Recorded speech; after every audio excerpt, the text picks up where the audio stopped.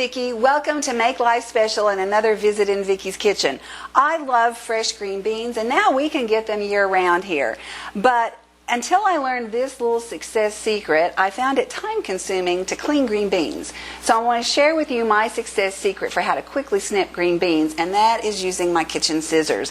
Of course, rinse them under cool running water, let them drip dry, and then I just quickly snip the ends off with my kitchen scissors. Work this way. Now, if you want to cut your beans smaller after you snip the ends off, just do it with your kitchen scissors. So there you have it, my quick success secret for how to snap green beans.